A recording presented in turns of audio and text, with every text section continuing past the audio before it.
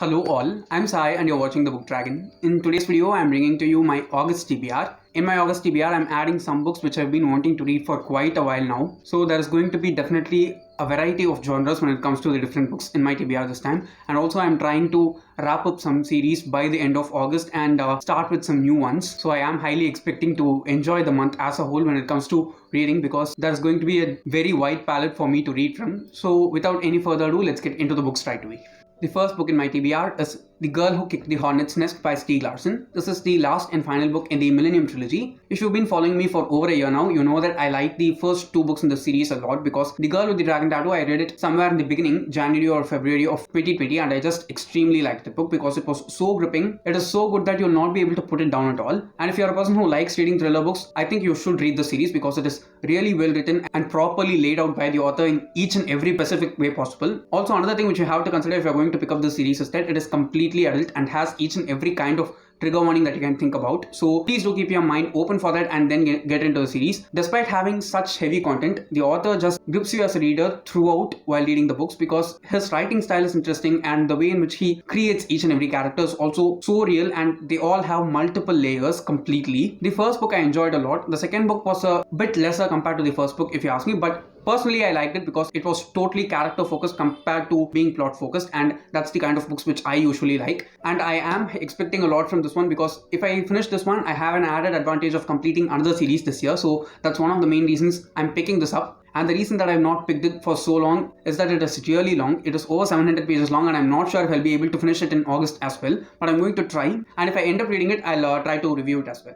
The next book in my TBR is a YA contemporary and it is Will Grayson by John Green and David Levithan. I tried reading An Abundance of Catherines, but it was a bit boring for me, so I've DNF'd it temporarily, but I'm sure I will pick it up sometime in the future. I'm going to give this a try this month because I want something light to read in between the fantasy, thriller and all the other things that I'm planning to read in August, and I think this will be a good choice for that because John Green writes really smoothly and I'm also going to read David Levithan for the first time. No, I have read David Levithan's book before. I think it was just like 1 or 2 months back, I don't remember, but that one was really good. I think it's a lover's dictionary or something. I listened to it on audio. The writing in that one was also really good. Now this deals with two teenagers, both of them named Will Grayson, and they are in completely different circles, and what happens one day is that their paths cross and they meet each other. And I've also heard that it is kind of a musical book, but I'm not sure though. Until now, I have mostly liked all of the John Green books that I've completed reading, so I'm expecting a lot from this one as well. Also, they are both really well acclaimed in the YA category itself, so I am expecting a lot from this. Let's just wait and see.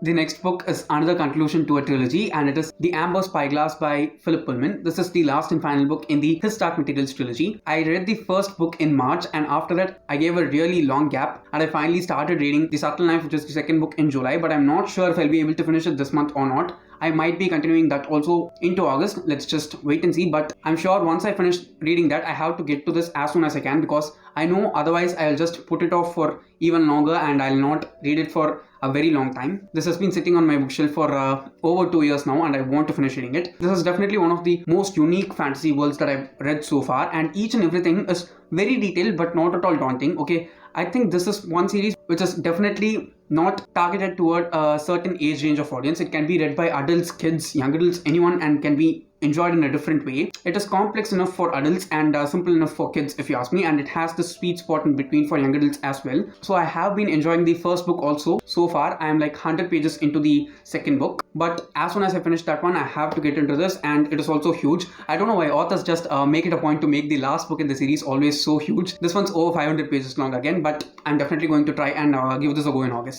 The next one in my TBR I think is going to be one of the most requested books for me to be read ever since I showed this in an unboxing, and it is Kafka on the Shore by Haruki Murakami. I have not read many Murakami books. I have read his tiny little book Birthday Girl and I've listened to 2 of his other books on audio, but I don't remember most of them at all. One thing which I clearly remember is that all these 3 books, they have this really weird tone which was also really good. Okay, it is weird in a good way, and I did enjoy the tone of the books and how he just left the ending so open for us to make whatever we want out of it. Usually I don't like very open endings, but when it comes to him, I have liked the endings in all those 3 books, so I'm expecting a lot from this one also. I've also heard that Kafka on the Shore is one of his most famous works, and I'm not able to sum up what I'm going to expect from this book, so I'm just going to read out the blurb to you guys. And it is: Kafka Tamura runs away from home at 15 under the shadow of his father's dark prophecy.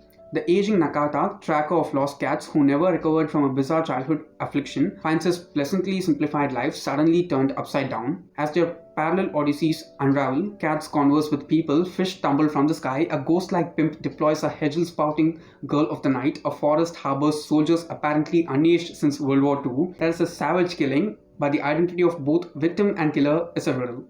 One of many which combine to create an elegant and dreamlike masterpiece. This one itself just sounds like a very hot mess to me, so I am totally in for this. I think I'll have to read it slowly in order to enjoy it completely, but I'm sure that I'll definitely finish reading this in August, and if I end up liking it, okay, only if I end up liking it, I'll try and definitely review it so that I can share my complete thoughts with you guys. I know some of you have read Kafka on the Shore before, so if you have any opinions or thoughts about the book, please do let me know down in the comments in a spoiler-free way so I can have some limited expectations while I'm getting into the book. The next one, my TBR, is kind of a repeat, and it is An Ember in the Ashes by Sabaa Tahir. Now, I'm filming this video 1 week before the end of July, so I'm not sure if I'll be able to get to this or not because I have a lot more other books going on parallelly right now, so I'll want to complete them before the end of the month before getting into anything new. So I'm not sure if I'll be finishing this in July, but if I have not, I'll definitely start it in August, and if I have finished this, I'll continue on with the series. I have all the other 3 books in the series also along with me, so I can binge the series if I want,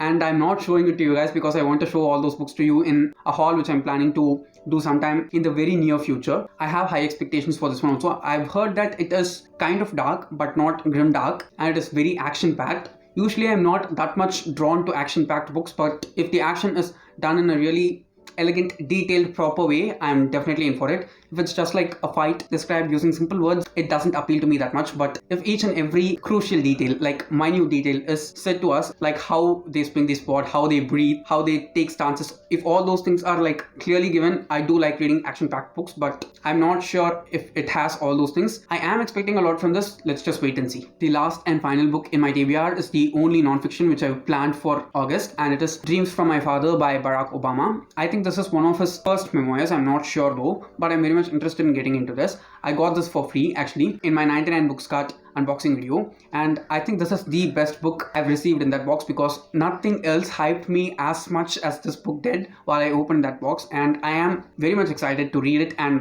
know the stories that he is going to narrate from his life to us. And also I searched so hard in each and every place where audiobooks are being sold to get an audiobook for this one. It is either extremely expensive or it is not available. These are the only 2 cases, but I definitely want to listen to this on audio and read it along. I'll try, if I can find the audiobook and buy it, I'll try to listen to it and read it at the same time. I am going to try and find the audiobook if I can, otherwise I'll just go and physically read it because I definitely want to read this, and there's always room for a lot more motivation and inspiration to take from the external world, right? So I'm going to try and make use of it, and also this is going to be kind of my morning book for the month of August. Let's just wait and see. So yes guys, those are all the books in my August TBR, and if you have read any of these books, please do let me know your opinions of them in the comments below. I'd like to know them, and don't forget to leave your August TBR also in the comments because I'd like to know what you guys are reading also. And if you did enjoy watching today's video, don't forget to give it a thumbs up and also share it to your friends. If you want to get more content from me, do subscribe to the channel because I publish new videos every Tuesday, Thursday and Saturday. Thanks for watching and have a great rest of your day.